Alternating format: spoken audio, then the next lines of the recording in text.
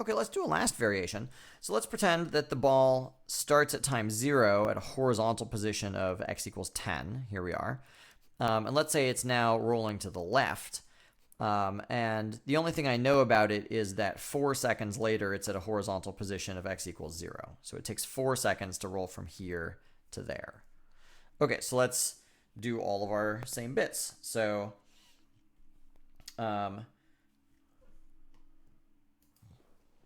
now I don't want to start with a vertical vector that's 1.5 because I'm not starting at 0, 1.5. I'm starting at 10, 1.5. So I want my starting vector to be 10, 1.5. And that's never going to move because that's a vector that's just pointing at where the center of my ball starts. And now I want a vector that's going to move me to the left. So I want, So I want a time-scaled vector that takes me left by 1. But again, I'll need to adjust this once I know what my horizontal speed is supposed to be. And then here I've got my rotating vector, whose length is the radius. And I'll definitely want to cosine and a sine here, but we'll have to think about what goes on the inside once I know kind of the speed of rotation and all of that. Okay, so let's write down some other stuff I know. I know the circumference of my ball is 3 pi, which means it takes, it moves 3 pi in one full rotation. But it would be wrong to assume that going from x equals 10 to x equals 0 takes me through one full rotation. I don't actually know that. In fact, I know that it can't be that because one full rotation is a distance of 3 pi, and this is a distance of 10.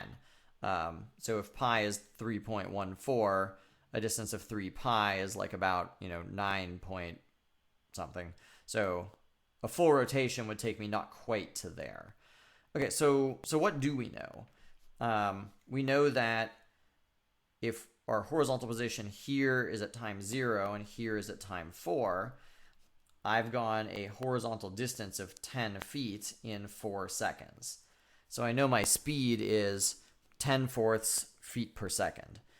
So this is very much like the last variation in that case. I don't know my rotational speed, but I do know my horizontal speed. So let's go ahead and plug that in. So here I'll have time, and then I'll have that be negative 10/4, or actually, I guess that's a little bit silly. Let's make it be 5/2. Still negative, though. Let's calculate what the rotational speed should be. Seems like we should be able to do that the same way that we did it before. Like, I don't know.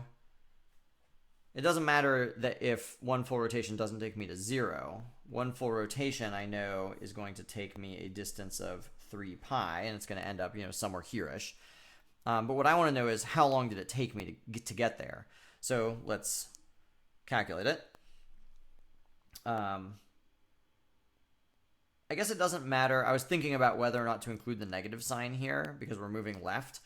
But if it takes 4 seconds to move to the left by 3 pi, it should also take 4 seconds to move to the right by 3 pi. So let's calculate the speed as if we're at 0 moving right, because that feels like it's going to be easier. Because I just want to know the total distance. So what I know is that if I have a speed of 5/2 feet per second times a certain amount of time, and I want that to equal 3 pi, when is that going to happen? So let's multiply by 2 and divide by 5.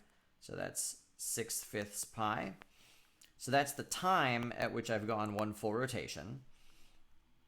A full rotation is 2 pi radians.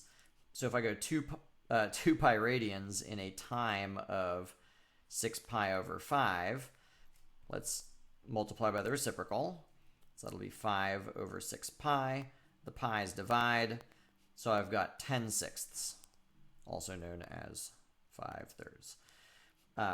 And that's, remember, let's think of our units. So this was radians per second. So that's 5/3 radians per second still.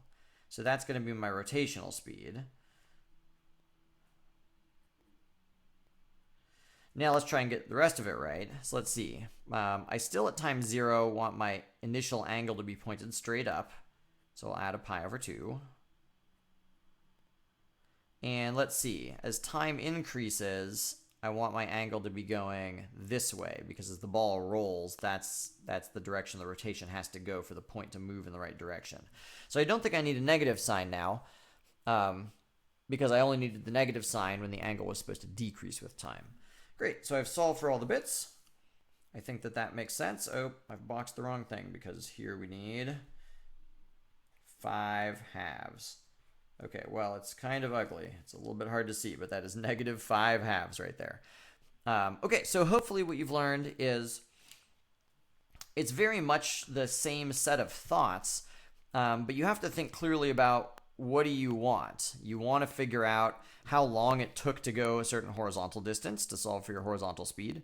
You need to think how long does it take to make a full rotation of 2 pi to get your rotational speed.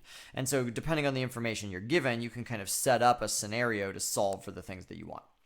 I hope that this was helpful.